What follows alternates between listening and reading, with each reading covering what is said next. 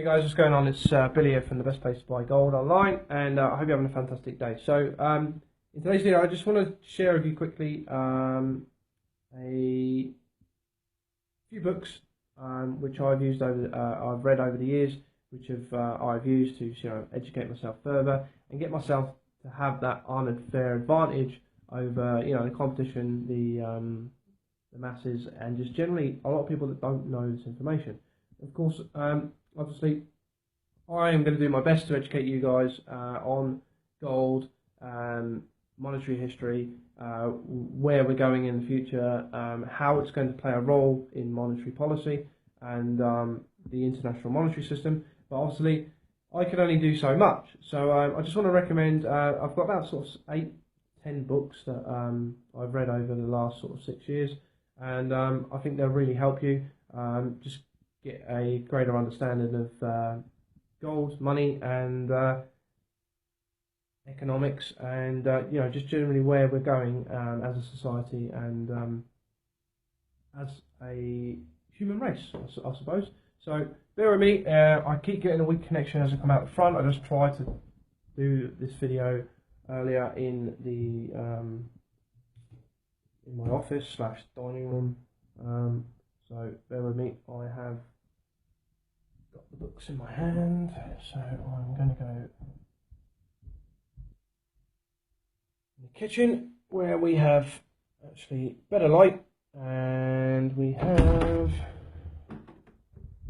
more space to stick these books on the side rather than the living room. So let me just turn the drawer off so that doesn't annoy us. And the washing machine. Right, so first book I highly recommend you read, and I've read this numerous amounts of times, is this book, Guide to Investing in Gold and Silver by Mike Maloney, and this is the updated version. And just to give you an example of the wealth of knowledge that's in here, and the example of how crazy things can get when central banks and governments get out of control with their printing press. Here is a little segment I highlighted. And it says here, according to the front page of the New York Times, February 9th, 1923, Germany had 33 printing plants that were belching out 45 billion marks every single day. By November, it was 500 quadrillion a day.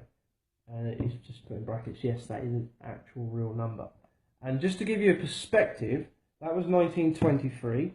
Just 3 years earlier, 4 years earlier, 1919, just after the war, an ounce of gold was at 100 marks per ounce. And 100, I think the exchange rate between a mark and a dollar back then was level pegging, kind of like it is today.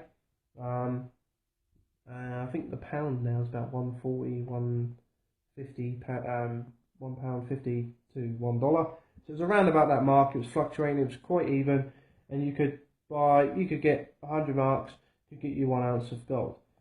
Just a year later, it was fluctuating between 1,000 and 2,000 marks per ounce. And at that point, yes, people were starting to feel the squeeze, and it was quite uncomfortable. But inflation wasn't actually getting away.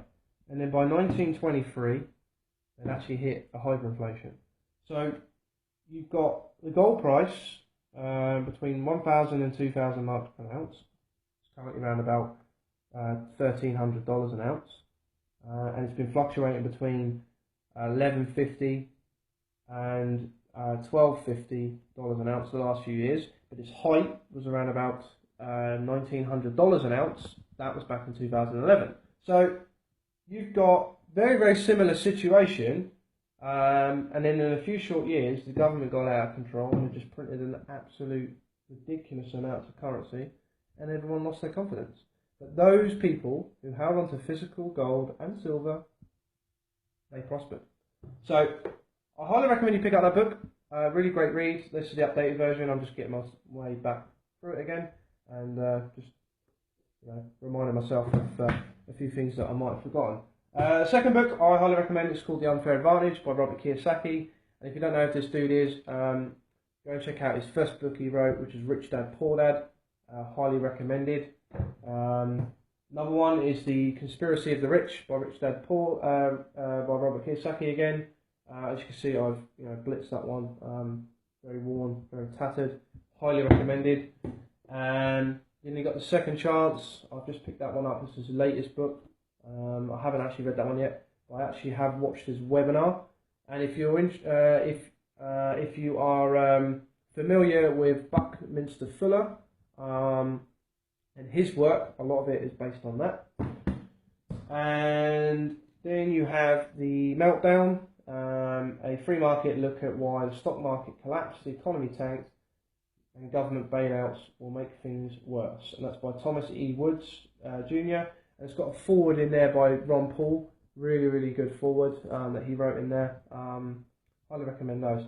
I think that's enough books for you to actually get yourself through. They're quite easy reads. You can, depending on how much you like reading, you could probably finish one in a week, maybe even a couple of days.